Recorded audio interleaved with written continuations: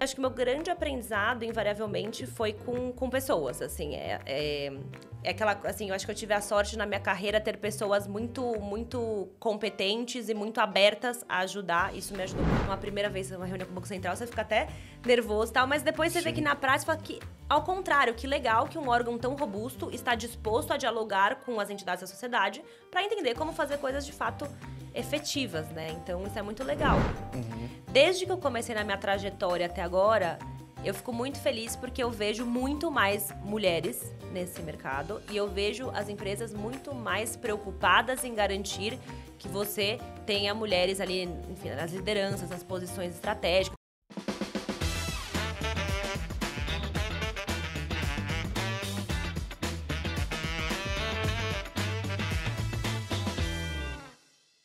Fala pessoal, bem-vindos aqui a mais um episódio do Let's Open Podcast.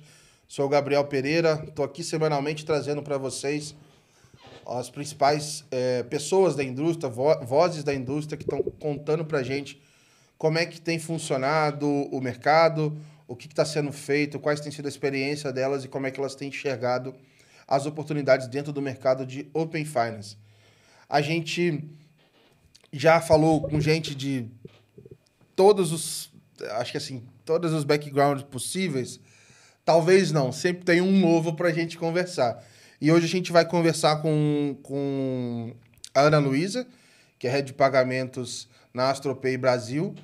E ela tem uma história com o Open Finance super interessante de ter participado em diferentes instituições. De um lado, ela consumindo o Open Finance, do outro, ela trabalhando para prover serviços de Open Finance. Então, acho que vai ser um papo bem legal para a gente aprender com a experiência dela, entender como está funcionando. Então, prazer, a gente já tentou marcar esse papo aqui algumas vezes, então que bom que deu certo, prazer te receber aqui, Ana.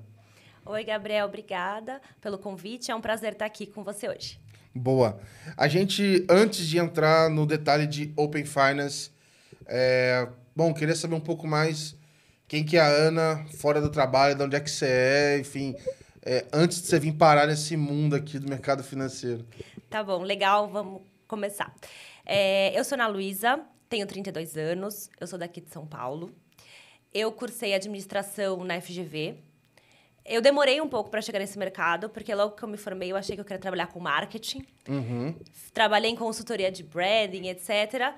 E aí eu não tava ali me encontrando. E aí um dia eu falo que foi assim, numa última tentativa, antes de eu voltar pro cursinho e tentar outra faculdade, eu falei, eu vou pro Stone. Que era uma época que a Stone era aquele boom, né, de mercado de novos entrantes na adquirência, depois que o Banco Central desverticalizou o mercado, interoperabilidade. E cheguei no Stone e eu falo que foi talvez a decisão um pouco impulsiva, mas mais acertada da minha carreira, porque eu entrei nesse mercado de pagamentos, serviços financeiros, fintechs, que eu gosto muito de trabalhar hoje.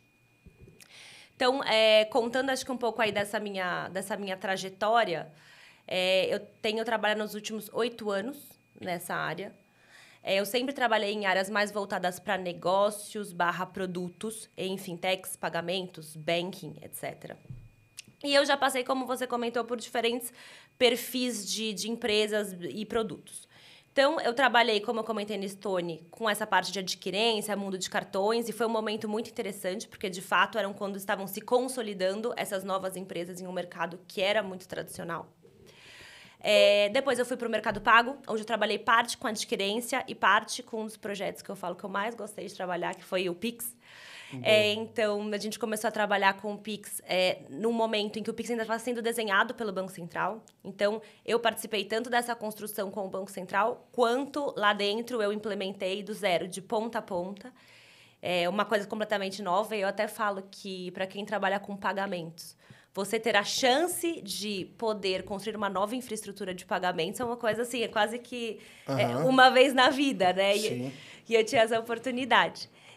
Comecei a trabalhar com Open Banking também, que era Open Banking na época, não era Open Finance ainda, no Mercado Pago. Depois também trabalhei com Open Finance na Belvo, que eu estava liderando essa estratégia de produto de Open Finance para o Brasil.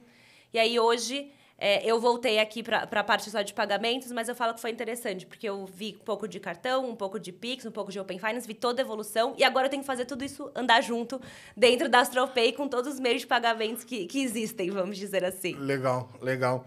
Eu ia falar que eu sou mega puxa-saco, assim, do Mercado Livre, do Mercado Pago, porque, cara, eu acho a jornada muito boa, assim. Quando o pessoal me pergunta, assim, tem uma referência, eu falo, vai lá, olha lá como é que tá.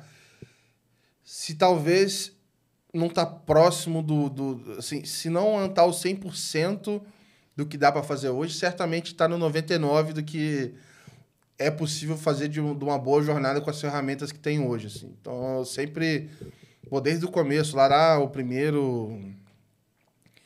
enfim, os consentimentos nasceram no começo, a iniciação disponível logo no começo, acho que é uma baita referência, acho que imagino que deve ter sido uma baita escola, enfim, no mercado, que acho que todo mundo usa, e alguns usam até para saber quem está disponível, né? Totalmente. Vou conferir lá quem que o Mercado Pago está Deixa eu ver quem que eles colocaram para ver se está ativo e funcionando bem a inscrição ou não. Já corta um caminho. Mas assim, vamos entrar assim nesse começo, falar da época de Stone, né? Você vem de branding, olhando ali talvez para...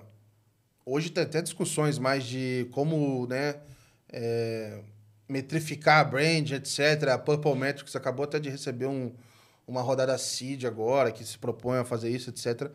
Mas de uma época que talvez fosse não necessariamente super quantitativo, um negócio ainda mais aberto. E aí você cai no mundo de pagamentos, sei lá, você saiu do mundo colorido para o mundo em preto e branco, assim, né? Um quadrado do Excel. Como é que foi essa transição? E esse começo, eu gosto de perguntar assim, como é que você aprendeu a navegar nesse mundo?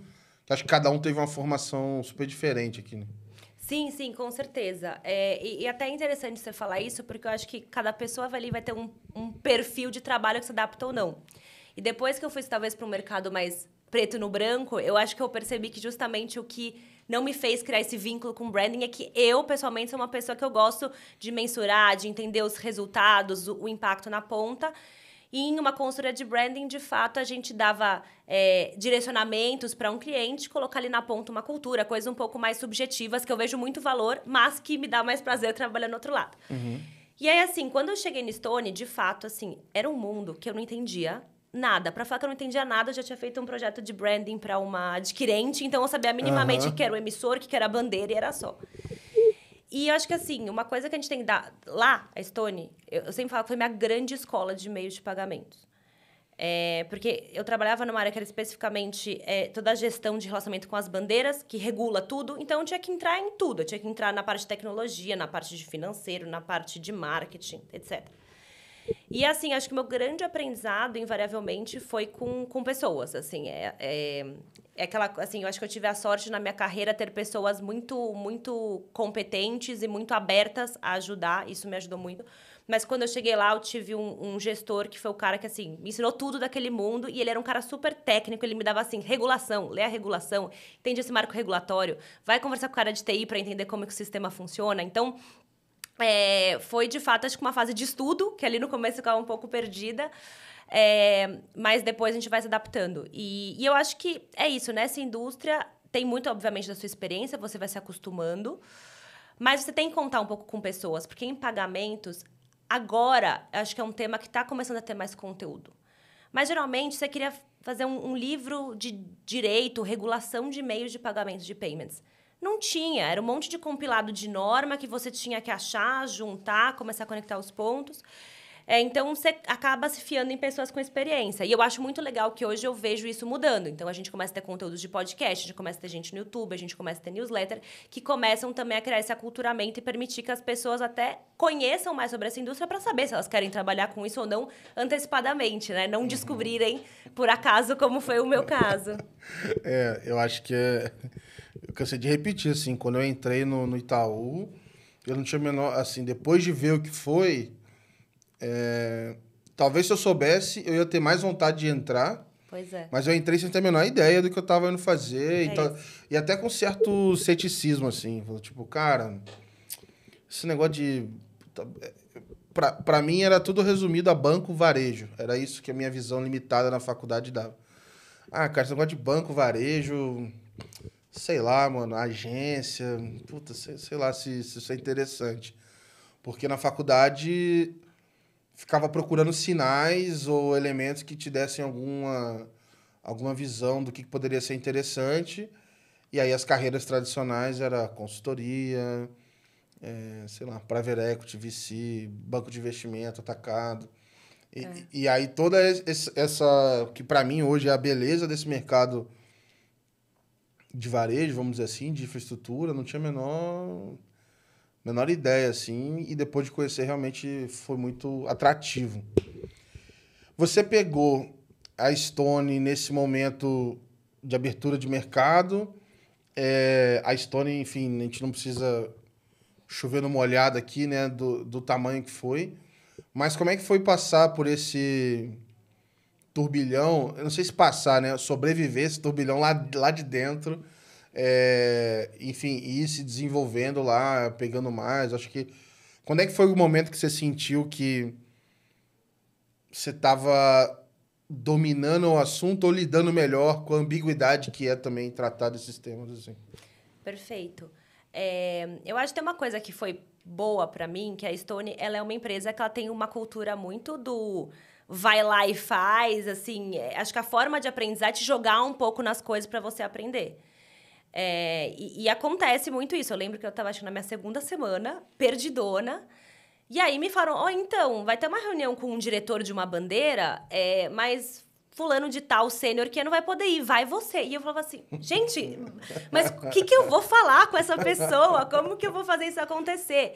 E no fundo, assim, vai um pouco na dor, mas vai. Então, eu acho que, assim, pela cultura da empresa, e eu acho que isso foi bom, eu fui muito forçada também a correr atrás e ser cara de pau e desenvolvendo como as coisas funcionam. E eu acho que isso é bom porque eu, pelo menos, quando eu estou em alguma zona de insegurança, o que eu mais busco fazer é justamente me apropriar de conteúdo para que, pelo menos, eu consiga ter propriedade. Mesmo que eu não saiba, eu faço uma pergunta com propriedade, uma pergunta que faz sentido. Então, acho que isso me forçou a estudar muito. E eu acho que esse turning point, a gente está sempre aprendendo, a gente nunca sabe o suficiente, mas acho que o momento que eu senti que isso funcionava bem era isso. Quando, mesmo com pouco tempo enfim, neste mercado, eu ia, eventualmente, a reuniões com pessoas mais sêniores, etc., e via que eu conseguia ali entrar e fazer perguntas pertinentes e trazer questionamentos. E é bom, né? Você fica com essa até bem empoderada. Você fala assim, pô, bacana, tô fluindo bem, tô nova, mas não tô viajando aqui no assunto. Então, acho que foi um pouco disso. E é legal também, acho que mesmo em outras experiências, às vezes, quando você vai para outras empresas, quando você percebe também que, às vezes, tem um nível de profundidade que seja regulatória, de sistema que você entra, e que não tem tanto domínio, você olha e fala, pô, legal, eu tive uma base importante aqui desse assunto que me criou um diferencial. Legal. Aí começou com pagamentos. Em que momento que isso mudou ou que adicionaram outras coisas, né? Porque você falou, né, das mudanças e até o momento que surge criação do Pix ali, de infraestrutura. Como é que foi um pouco desse caminho? Quando eu fiz a transição do Stone para o Mercado Pago, eu continuei no Mercado Pago com uma área de adquirência, né? Então, eu continuava olhando maquininha, QR Code, para o mundo offline, com uma visão mais de produto e negócio. E aí, acho que até pegando o gancho que você falou, o Mercado Pago tem uma experiência muito bacana, entrou primeiro. Isso é uma coisa muito legal da empresa. Eles têm uma cabeça totalmente voltada para a inovação. Tem, às vezes, empresas que ficam assustadas com como a inovação pode afetá-las. O Mercado Pago, a visão a inovação vai acontecer, esteja eu lá ou não. Então, vamos abraçar isso e fazer o melhor que a gente pode. Então, quando estava ainda num zoom, de vai lançar o Pix, vai lançar o Open Finance, mas a gente não sabia nem se a gente ia ser obrigado a entrar com o Mercado Pago ou não, já tinha uma visão lá dentro de falar, olha, precisamos começar a olhar isso de uma forma mais estratégica. A gente tinha uma área de payments lá, mas era uma área talvez mais focada em conversão, essa parte mais operacional. A gente gravou já com algumas pessoas de lá, o Jean também. O Jean, pois é. O Jean hoje também olha da parte do ponto de vista de produto, tudo de Open Finance, né? E aí, isso o Jean nem existia, tá? Na época, foi pré-Jean. O pessoal falou, olha, vamos criar aqui um braço novo de pagamentos e inovação pra gente começar a olhar com mais cuidado, com mais carinho para esses assuntos. E aí foi onde eu fiz a transição. Eu sempre tive muito esse perfil de ir lá fazer as coisas, botar a mão na massa. Falar assim, vamos botar essa menina aí pra fazer esse assunto que tá parado no chão.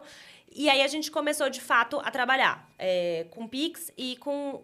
Primeiro o Pix, né, que entrou o Pix. E acho que a parte do Pix foi mais complexa, porque a gente não tinha uma equipe de Pix, a gente não tinha um squad de Pix no começo.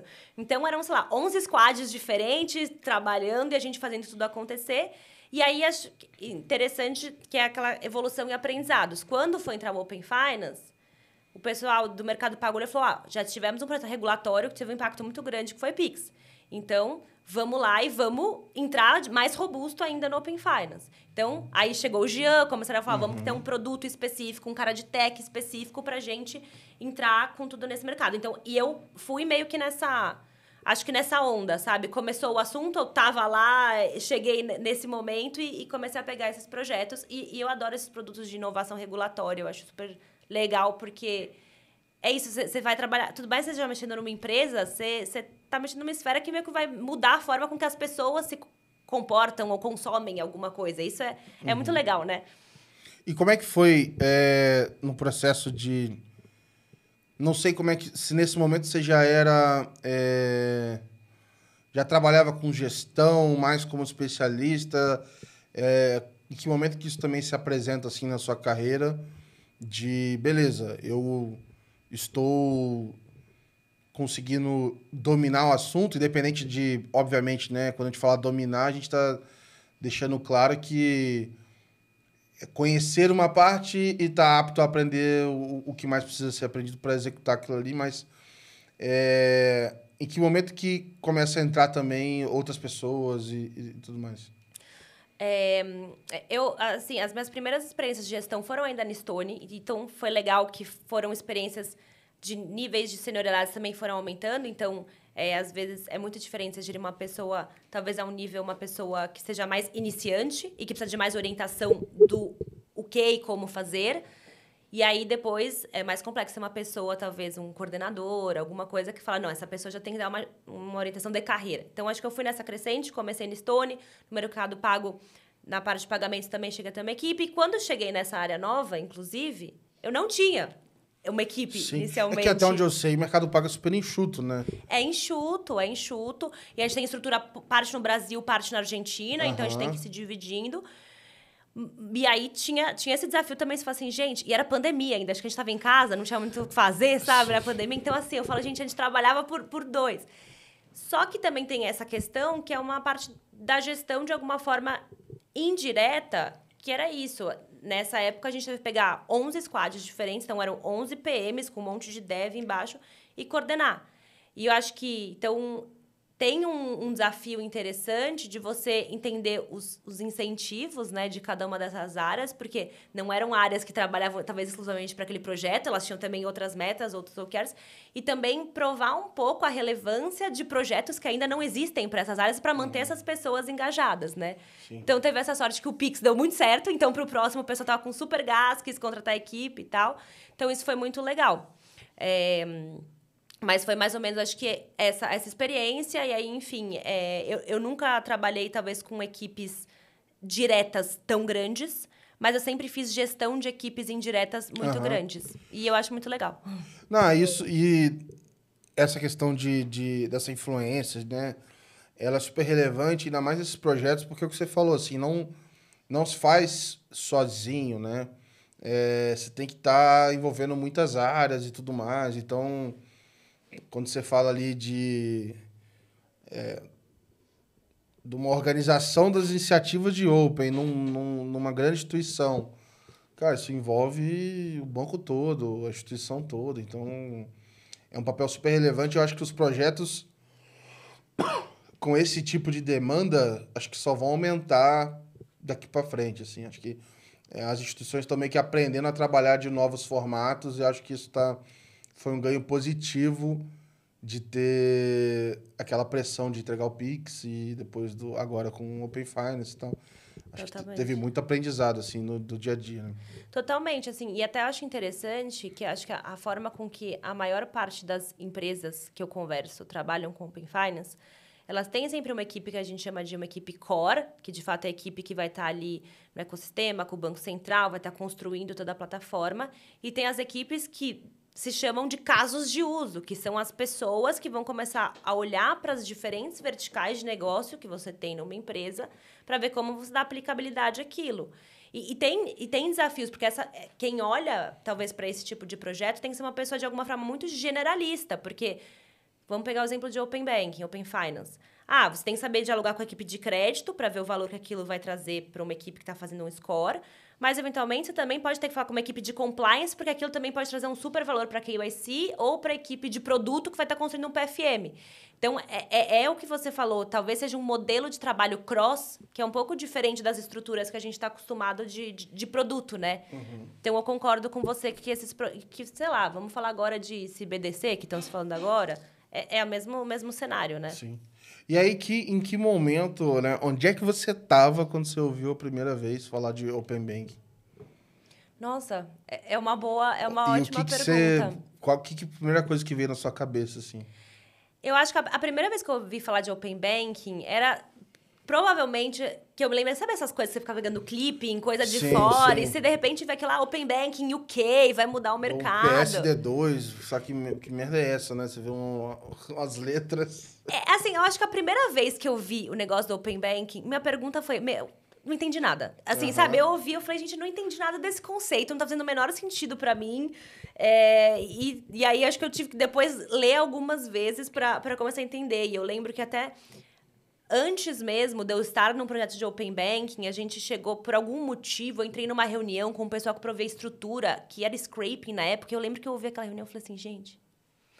Que maluquice é essa, Que maluquice é essa? Eu falei, cara, acho que eu sou muito burra, porque eu não entendi nada do que essa galera tá falando. E aí, depois, acho que, obviamente... Ouve-se muito, né? Quando a gente começa a estudar, a gente fica vendo muita visão de fora, que eu gosto de fazer uma visão um pouco romantizada, né? Porque nas notícias, na mídia, o pessoal só fala a parte boa. Claro. O PR não tem jeito, cara. Vai tudo muito bonito, né? Sim. E aí, depois que você vai começando a entender na prática, e aí eu acho que é muito legal, porque depois que você começa a entender na prática, sua cabeça faz assim, né? Você olha e fala, nossa, se a gente implementar isso direito, dá pra fazer muita coisa. Muda um pouco... a dinâmica do jogo. Assim, tem até uma frase que eu ouvi uma vez que eu gostei, que fala assim, o Open Banking no mundo de finanças é tipo a internet no mundo de tecnologia, assim. Muda completamente como você pode ver as coisas. Isso é muito legal. Eu achava que nunca ia chegar no Brasil, assim. Falando, isso é muito, muito complexo e beleza. Aí vem o Banco Central, não, vai ter. Então, foi meio surpreendente, assim. Eu achava que quando eu entendia como iniciativa que teria que vir de um órgão público, tipo assim, falei, nossa, não sei se isso vai acontecer. E, obviamente, eu não tinha a menor visão do como o Bacen estava fazendo as coisas. Então, eu tinha uma impressão de que normativas, leis, etc., são coisas que vão levar anos para sair e nunca vão sair. Eles não vão ficar mudando isso de uma hora para outra, isso demora muito.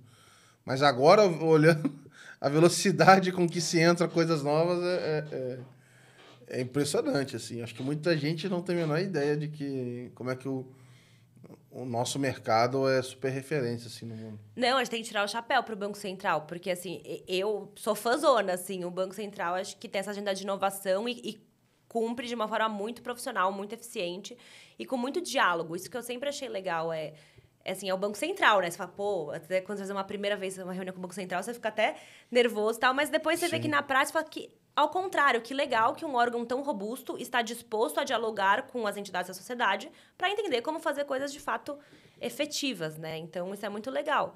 E eu acho que até falando um pouco dessa questão que a gente falou da velocidade, eu acho que teve até o Open Banking, o Open Finance sofreu um pouquinho com isso, porque o Pix, eu acho que o Banco Central implementou, foi tudo muito rápido, teve uma adesão muito rápida, então eu acho que quando foi replicar para o Open Finance, todo mundo estava com o estigma do Pix na cabeça, né? Do tipo, vai ser tão rápido, tão veloz, quanto Só que, primeiro, que a estrutura, enfim, regulatória, um é autorregulado, outro não, isso já muda a velocidade. E segundo, que são, acho que, produtos com perfis muito diferentes, né? Um está substituindo um fluxo mais conhecido, o outro está inserindo uma inovação, de fato.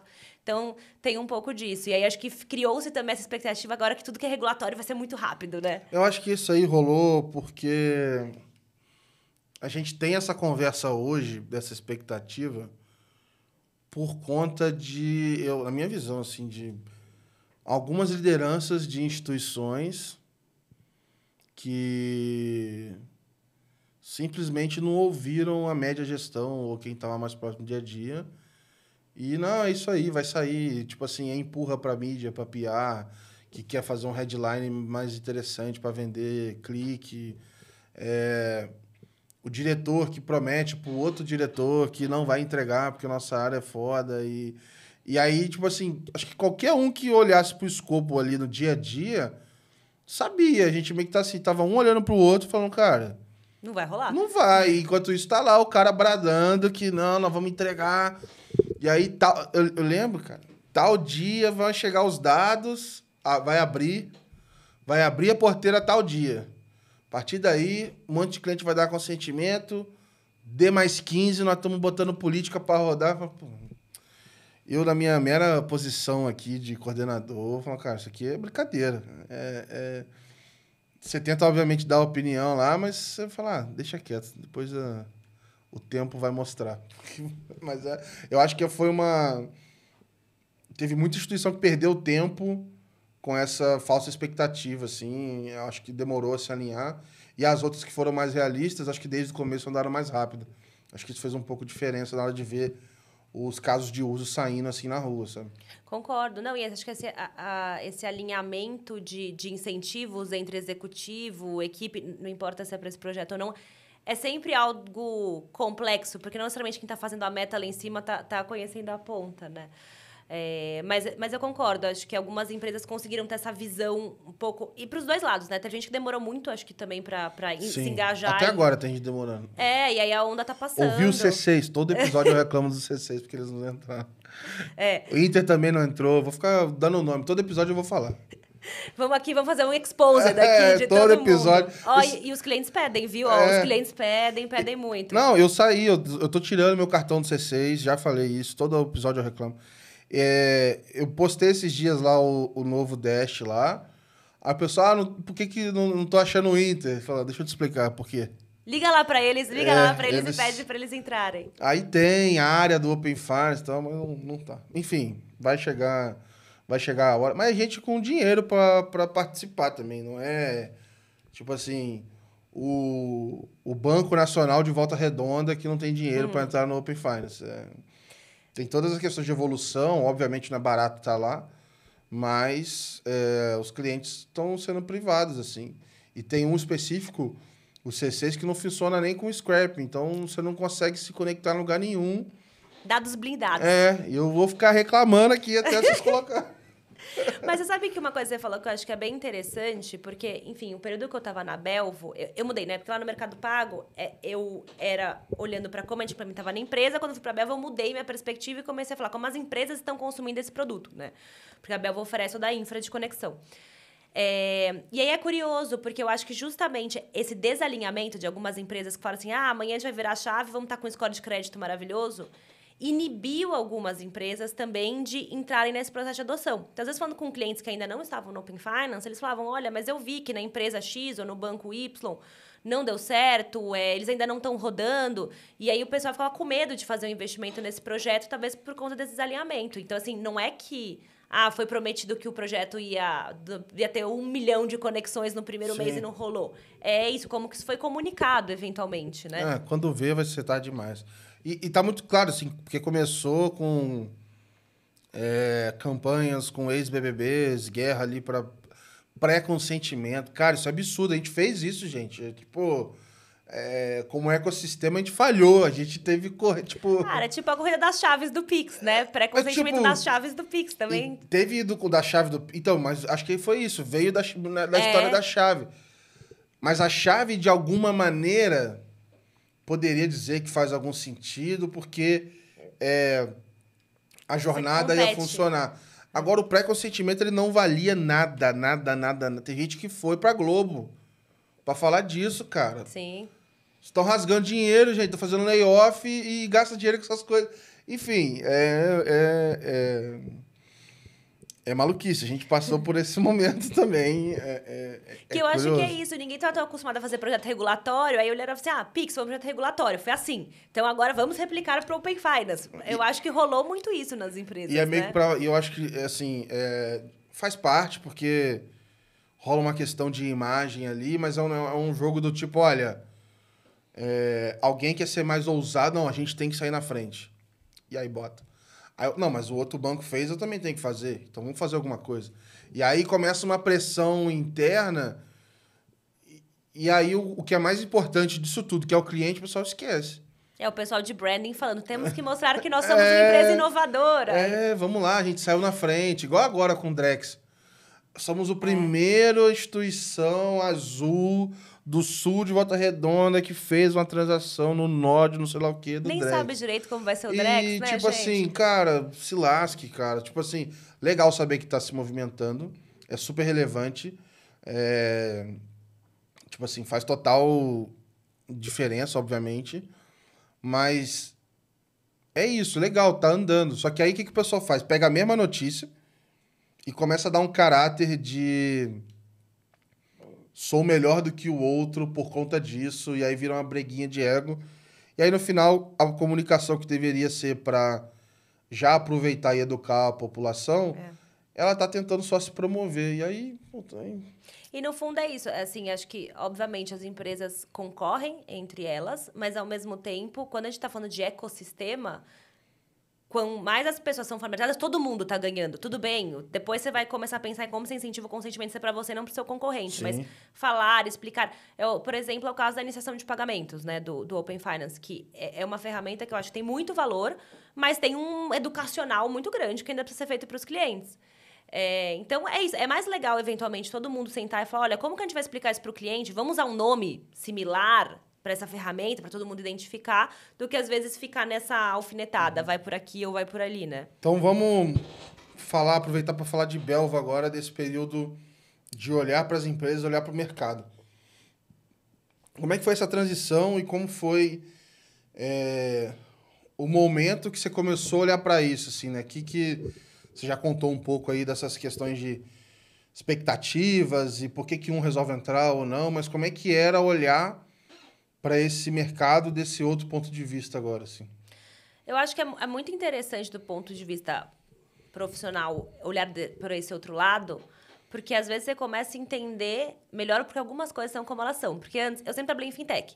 Então, eu tinha a visão ali da fintech, de qual era a problemática da fintech. Quando, de repente, eu começo a conversar com um banco, para ouvir com um grande banco a probabilidade de Open Finance, as coisas começam a fazer mais sentido. Você fala, agora eu entendi porque tal cara se posicionava desse jeito. Já entendi porque tinha uma restrição aqui ou ali.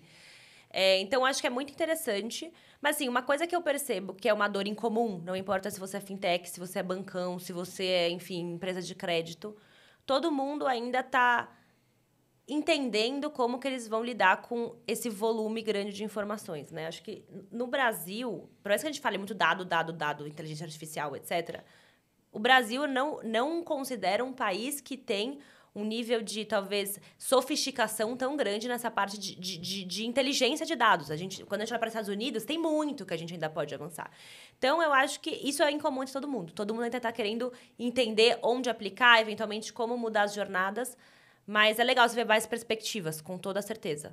Lá, qual que era o seu papel lá? Você olhava pagamento e dados? Isso, ele era líder de estratégia de produto, que a gente chamava. Então, para o Brasil, eu olhava e falava assim, bom, deixa eu trazer aqui primeiro um conhecimento local sobre esses produtos e também vamos pensar em como no médio e longo prazo a gente vai evoluir esses produtos para eles fazerem sentido aí para os clientes, para os segmentos que a gente trabalha. Legal. E como é que era lidar com o produto que também ele tinha em outros países e eventualmente pode ter uma lógica parecida, mas uma aplicação diferente? Como é que era também olhar para esse aspecto internacional assim do negócio? Perfeito. Eu era focada na estratégia do Brasil, mas eu Tinha algum alinhamento, por exemplo, sei lá, se tiver totalmente diferente do... É assim, o que eu acho legal, vou falar, eu sempre ficava muito orgulhosa quando eu olhava contra os países, porque eu falava assim, cara, é muito legal, a regulação do Brasil tá muito avançada, os produtos do Brasil estão muito avançados, então assim, essa eu acho que é uma parte muito legal.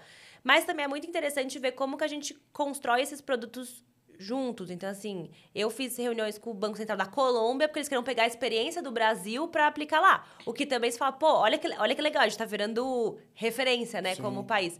Então, isso é muito interessante. E eu acho que, do ponto de vista de cliente, era legal ter esse ecossistema completo, porque muitas vezes uma empresa global queria entrar, ela queria colocar uma política que pudesse rolar o TAP para vários países, não só para o Brasil. Então, assim, você já otimiza um pouco, né? Já vou aqui fazer um desenvolvimento, já faço para todo mundo. E aí, quando você tinha os produtos similares, você consegue rolar o TAP melhor. E até níveis contrários de inspiração. Então, às vezes, tinham produtos fora do país que acessavam uma base de dados, vamos dizer, similar ao que a gente tem hoje, que seria a nossa carteira do trabalho, né? Enfim, carteira social. E aí, você olha aquele produto e você fala, nossa, como que eu eventualmente consigo trazer esse produto que está consolidado ali para o Brasil? E aí, você começa a quebrar a sua cabeça. Então, acho que é uma troca bem interessante. E aí, como uma pessoa de produto, a gente já usou esse termo aqui algumas vezes, mas talvez o CPO é o Banco Central, muitas vezes, né? Que passa o direcionamento e etc. Como é que era equilibrar demanda de cliente com o que vem do regulador, ao mesmo tempo entender que você tem um desenvolvimento, por um lado, que você está se preparando para algo que vai vir ainda numa regulação, enfim, que vai vir algo novo, mas ao mesmo tempo tem que atender no curto prazo os clientes aqui, que, enfim, como é que era equilibrar esses pratinhos? Que tipo de desafio assim, que você encontrava? Essa é uma excelente pergunta e até, enfim, acho que isso é um assunto interessante do Banco Central ser o CPO, né? Eu sei que no meio jurídico tem bastante discussão a respeito disso. Mas acho que internamente, assim, é complexo, porque, na minha visão, quando você trabalha com esse tipo de produto regulado, você conhecer a norma e os manuais e etc., é importante. Mas, assim, tinha gente dentro da empresa que achava que eu era compliance, não produto. Porque, assim, você tem que ser o chatão que fica falando, olha, tem que mudar isso aqui, tem que mudar aquilo ali. Então, assim, eu acho que tem vários desafios nisso.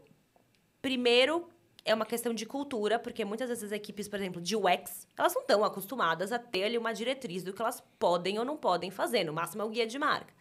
Então, acho que é sempre complexo isso, independente da empresa, se era Bel, se era Mercado Pago, se era Astropay, não importa.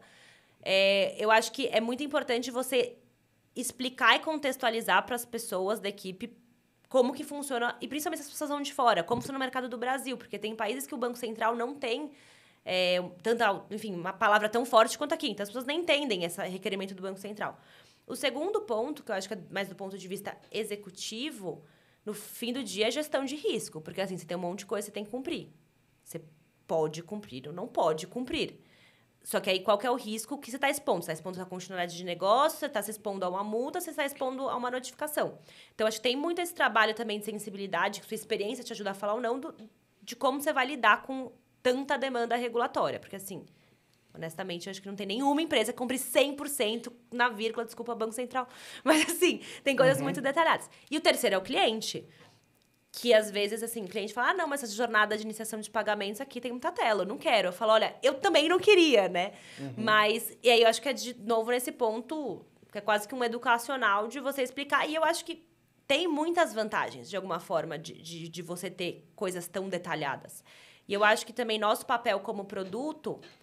como a gente vende essa ideia, porque você pode vender falando, o Banco Central é chato e está regulando, você pode falar, não, ele está construindo aqui uma coisa robusta, ele está construindo uma marca sólida como o Pix, que vai garantir adesão para o usuário final. Então, Em muito lugar onde não teve isso, deu problema, né? Exato. A instrução não era clara, cada um fez de um jeito e...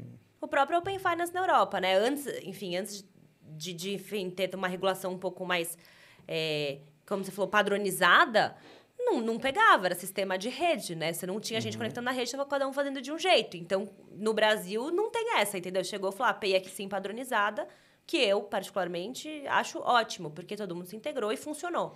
Tem melhorias, mas funciona. E aí, da sua visão de mercado, o que você entende que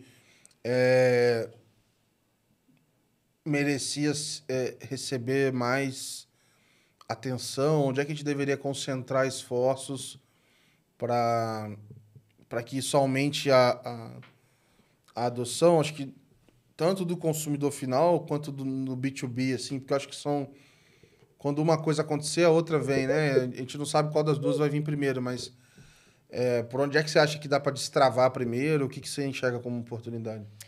Em Open Finance, acho que na parte de dados, eu vejo que, enfim, o ecossistema já está rodando bem, as conexões estão funcionando bem, a maior parte, vamos falar, a maior parte das instituições relevantes estão integradas, né? Mas eu acho que ainda tem uma questão de qualidade de dados. Porque muitas vezes uma empresa investir num projeto desse e às vezes receber um dado que não faz sentido, receber um campo nulo, é um desincentivo para outras empresas entrarem também. Eu tava até falando aqui, às vezes é melhor receber o nulo do que o número errado, né? Porque o número errado não dá para saber. Pois é, não. Você não sabe se tá errado. O nulo, Você sabe que não tem nada. Às vezes você pergunta assim, produto, aí vem um código interno da instituição. Eu falo, bom, mas você tá me mandando um glossário junto para eu saber que produto você está se referindo?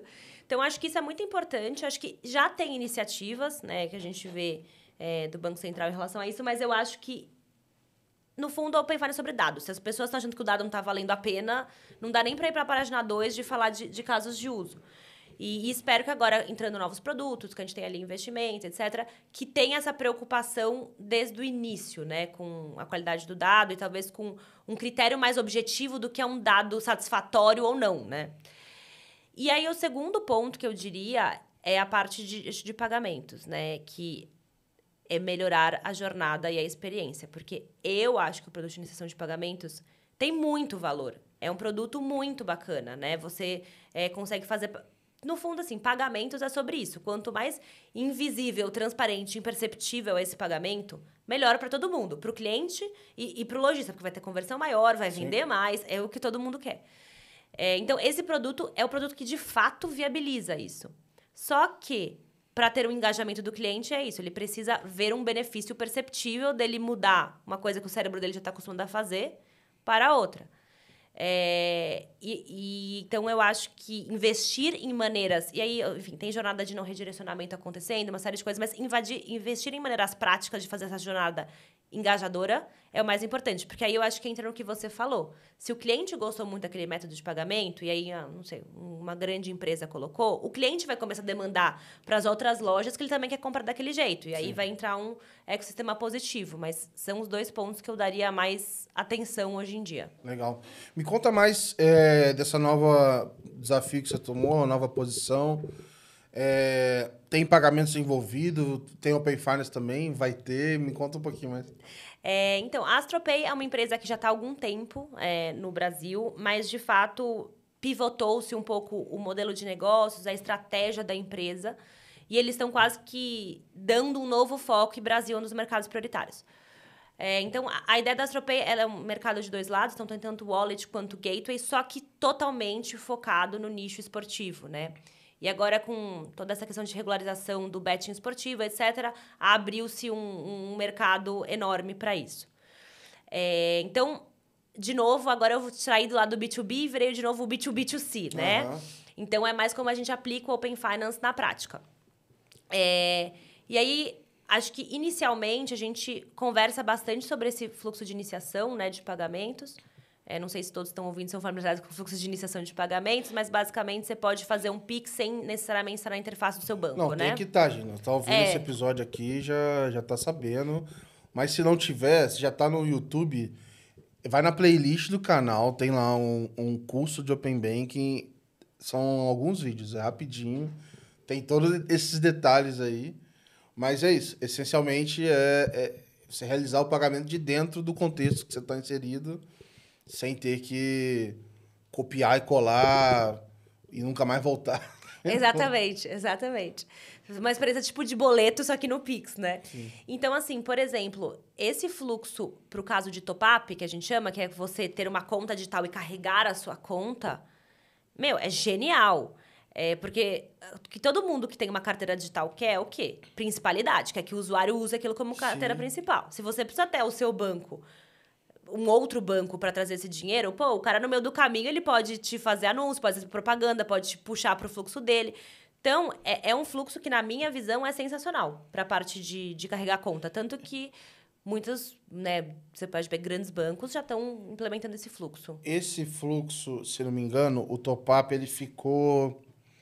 Saíram os números da iniciação de pagamentos de UK aí, recente. Eles não falaram em números, só falaram em ordem de... A ordem dos mais consumidos. Esse fluxo, se não me engano, era o segundo ou terceiro, assim. Era tipo... O primeiro... Eu acho que era pagamento de cartão de crédito. A de fatura de cartão. Aham. Aí acho que... Aí tinha o top-up e tinha um que era pagamento de utilities, alguma coisa assim. E aí eram os principais casos de uso. Eles não deram exatamente o percentual, mas botaram na ordem certinha ali. Então, porque é um caso de uso muito, assim, é muito óbvio, vamos dizer assim, de alguma forma. E até, enfim, quando eu estava no outro lado, no B2B, eu via que um dos grandes interesses das empresas era nesse fluxo de top-up e e-commerce. Acho que era o que assim, eu acreditava pessoalmente que ia ter muita gente querendo usar isso para cobrança, né? Porque ia ser um fluxo melhor que o de boleto. Mas acontece que o que eu via de mais interesse no mercado era e-commerce, porque realmente o fluxo do Pix, Copia e Cola não é o máximo. E depois a parte do top-up. Então, a gente olha para isso. E, no fundo, quanto mais rápido você conseguir converter, mais dinheiro a pessoa coloca. Sim. E rapidão, né? Esse de cobrança eu adoraria, assim. Se a gente não vivesse num mundo tão fraudulento, você recebe, às vezes, um link lá de pagamento, clica nele e já resolve tudo lá. É que hoje as pessoas têm medo, né? Se chega um link seu para SMS, você tem até medo de clicar, né? Que vai acontecer. Toda hora vem lá fizeram uma compra, não aprovou. Os caras inventam tudo, cara. É impressionante. É bem criativo. Mas até isso é legal, né? Quando a gente tava falando, voltando ali atrás, regular, não regular, manual, todo padronizado, etc. Isso até dá uma confiança pra pessoa, que se ela tá sempre acostumada a fazer um fluxo de pagar pro Open Finance e ver aquela experiência, e de repente clica no link e vê que tá tudo alinhado, eu acho que traz mais confiança pra pessoa entender Sim. que aquilo não é fraude, tá Sim. tudo certinho, né? E você vê oportunidade em dados também? Eu tenho um use case que eu gosto muito que não é um use case tão recorrente com Open Finance, mas eu gosto muito, que é para o fluxo de KYC, né? Então, assim, geralmente quando você precisa trazer um cliente para uma instituição financeira, uma instituição de pagamento, você precisa pegar uma série de dados para garantir que a pessoa é ela mesma, etc. E hoje... Até no caso de aposta também, acho que são os fluxos ali, geralmente a galera tenta fazer um onboard mais simples possível. E geralmente na hora de pagar, tem um penaltyzinho ali que ele tem que acabar de dar os dados. Se você faz isso de forma leve, você já está diferenciado do mercado. Exato. E aí, se você faz isso com uma integração do Open Finance, às vezes é até mais seguro, que você consegue mais nada do que ficar consultando em bureau, uma série de coisas. Você pega mais informação e pro usuário... Enfim, talvez tenha uma fricção dele ser redirecionado ou não, mas fica muito mais robusto e você garante que ele é ele mesmo, né? Então, que às vezes num burô você pode pegar... Gabriel, vou saber o nome do seu pai, de sua mãe, dia que você nasceu, seu CPF, eu posso Sim. me passar por você, né? Sim. E agora os fraudadores até colocam a foto dele em cima da foto do seu RG, assim. Muito criativo. Recentemente passou o pessoal com um negocinho... Com a máscara, tipo de, sei lá, de borracha impressa em impressora 3D e passando no reconhecimento facial. Falei, pô, aí... É difícil, né? A engenharia é sinistra, cara. É sinistra. Então, assim, isso é uma coisa que eu acho também que tem para esse mercado, enfim, de carteira digital, etc., seria um ganho muito grande, porque você, mais que puxar os dados do cliente, você, a não ser que o fraudador consiga entrar no banco do seu cliente para se autenticar, você consegue garantir que é a própria pessoa. Então, esse também é um caso que eu acho muito, muito legal. Boa. E aí, assim, a gente está com um tempo curto, mas eu queria aproveitar para pegar outros assuntos também.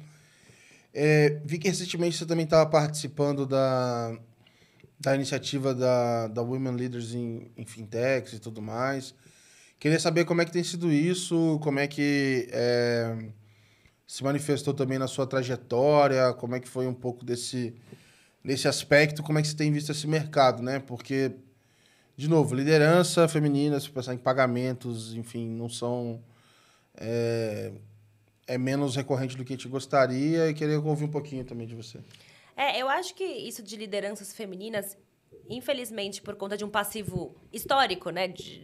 Enfim, como que as mulheres se inseriram na vida profissional, etc. A gente, de fato, acho que tem um gap hoje de lideranças femininas e que eu acho que, felizmente, tudo isso está sendo já corrigido. Mas, de fato, acho que não é tão comum. E eu acho que a indústria de fintechs, etc., ainda é uma indústria um pouco mais masculina do que feminina. Desde que eu comecei na minha trajetória até agora, eu fico muito feliz porque eu vejo muito mais mulheres nesse mercado e eu vejo as empresas muito mais preocupadas em garantir que você tenha mulheres ali, enfim, nas lideranças, nas posições estratégicas, assim. Já até conversei às vezes com pessoas, enfim, headhunter, etc., que eles falavam, não, essa posição é só uma diretoria só para mulheres. Então, acho muito legal ver essa iniciativa. E também acho muito legal ver como a cabeça das pessoas mudou. Então, mesmo quando você fala com altos executivos homens, eu vejo cada vez mais a preocupação deles em, às vezes, não usar termos machistas ou em engajar as lideranças femininas. Então, acho que eu vejo de um ponto de vista muito positivo. E também super legal ver essas iniciativas como da Women Leaders in Fintech, que, enfim, é um projeto, inclusive, de uma amiga minha que esteve com você recentemente. É uma das sponsors do projeto. E legal ver como está tendo relevância, como a gente consegue criar conversas nessa indústria. Então, acho que é super importante, porque é isso que você falou. Não é tão recorrente como a gente gostaria, então acho que a gente tem que falar sobre isso e empoderar novas mulheres para serem líderes nessa indústria. Boa. Esses dias eu vi na rádio, eu tava vindo para São Paulo, e aí era tipo propaganda política, assim. Nosso partido não quer só mulheres candidatas, nosso partido tem mulheres eleitas nas posições e tal. Tudo certinho. Alinhado e tudo mais, a gente quer promover gênero, não sei o quê, nosso partido. E era um homem narrando. Então. Falei, pô, é só esse cuidado. Tipo assim, por que já não era... Tipo assim, óbvio, beleza, eu não tô... mas às vezes é um cuidado com a forma que você vai passar a mensagem. Aí eu fiquei rindo sozinho. Falei, cara, pra você ver que me parece mais uma propaganda mesmo, né? Para melhorar a imagem, uma ação de PR, do que de fato um envolvimento ali e tudo mais, sabe? É a teoria prática, né, Gabriel? Então, assim, tá na moda você ser ESG, tá na moda você falar de mulheres, de minorias, mas é isso, tem que ver de fato, na prática, o que... Acho que tem muita empresa fazendo coisa legal na prática e ainda tem empresa que tá mais, acho que, no discurso do que na prática. E acho que isso também tá muito em relação da gestão, né? Porque isso tem que vir de cima, né? E um dia... Enfim, eu tava até ouvindo... Eu fui no SXSW esse ano.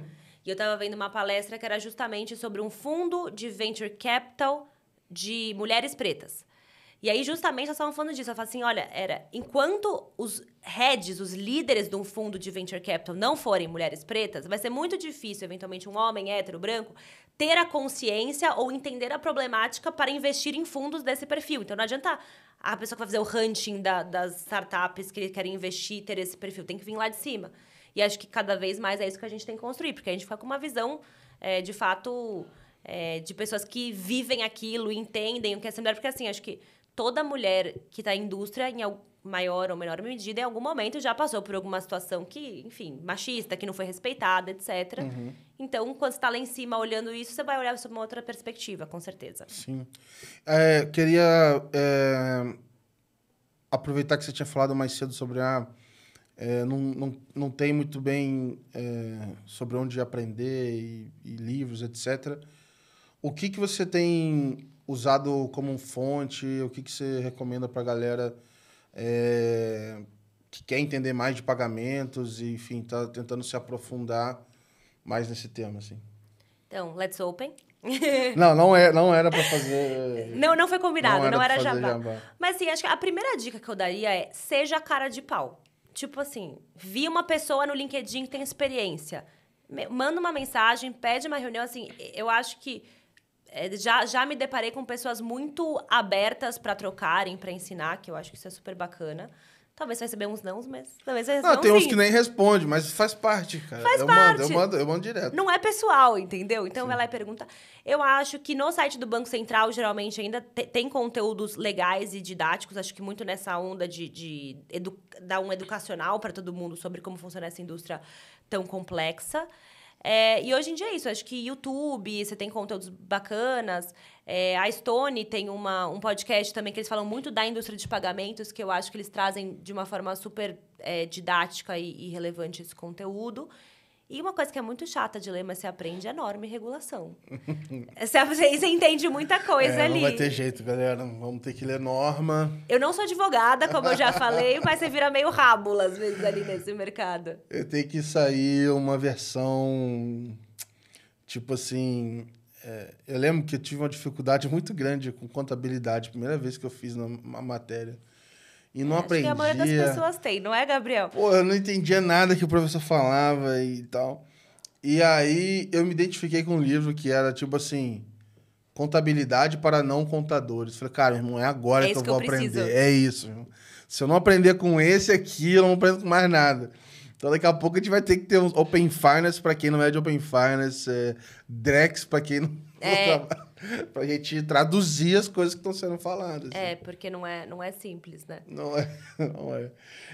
Eu tenho uma última pergunta que não tem nada a ver com o trabalho e que eu peço para vocês contarem alguma coisa que te deixou feliz aí nos últimos tempos.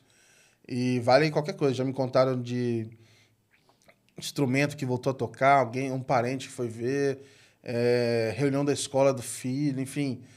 Alguma coisa aí que você possa compartilhar que te deixou feliz aí nos últimos tempos. Olha, uma coisa que a gente estava até conversando aqui antes da gente entrar no ar, que me deixou muito feliz nos últimos tempos, foi que eu tive a oportunidade de morar um ano fora, né? Eu acho que eu e meu marido, a gente sempre teve esse desejo de morar fora, mas é sempre muito difícil de conciliar, né? Trabalho, agenda, parte financeira, etc. E aí a gente teve essa oportunidade por conta do trabalho dele, então eu brinco que eu fui de primeira dama, da gente morar um ano em Nova York. E legal, foi uma experiência muito, muito enriquecedora, muito bacana. Então, isso me deixou muito feliz. Eu ainda tô com um gostinho de saudade, que eu voltei há pouco, mas foi maravilhoso. Nova York é São Paulo americana, né? Olha, assim, eu até eles falo... copiaram São Paulo e... São Paulo piorada, né, Gabriel? Mas eu tava falando disso ontem com meu marido, inclusive, que mesmo eu morando em São Paulo a vida inteira, que é uma cidade super cosmopolita, quando você chega lá, você olha e fala assim, nossa, cara, que São Paulo tá no chinelo. Eu ainda não fui pra lá. Você tem que ir. Você tem que ir. E, assim, tudo, assim... Quando você olha o conceito, você fala assim, tudo, as coisas de fato começam lá. Então, assim, você pega do tipo de restaurante até o tipo de aula de ginástica, umas coisas muito diferentes acontecendo. E depois vira tendência, você vê explodindo. Então. Com certeza. É isso aí. Tudo começa lá. Boa. Vou deixar o espaço, se quiser deixar um recado final para todo mundo. Jabá, de graça. Fica à vontade aí de mandar o seu recado. Tá bom, queria agradecer a participação e o convite. Gabriel, já te acompanho aí há muito tempo, então muito legal poder participar. Também, como a gente estava falando isso de aprender sobre o mercado, também deixar aqui a abertura para, eventualmente, quem quiser um dia bater um papo, perguntar, aprender sobre esse mercado, também me procure no LinkedIn, Ana Luísa Martins Castro. Estou super disponível. E, gente, também, já que você falou jabá, baixa ali a AstroPay, tal, faz ali, coloca um dinheirinho, faz uma compra, converte para dólar. Muito bom. Boa. Eu vou botar os links aqui da descrição do episódio.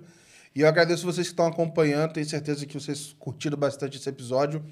Não deixe de compartilhar, tá no YouTube. Deixa seu like, se inscreve no canal. Tem mais de, acho que 70%, é um número super alto, de pessoas que assistem e não se inscrevem. Então, se você tá nesse número... Você tá de brincadeira comigo. Então se inscreve aí no canal, tá errado. Dá essa força, avalia lá no Spotify. E obrigado por acompanhar mais esse episódio. A gente se vê na semana que vem. Abraço.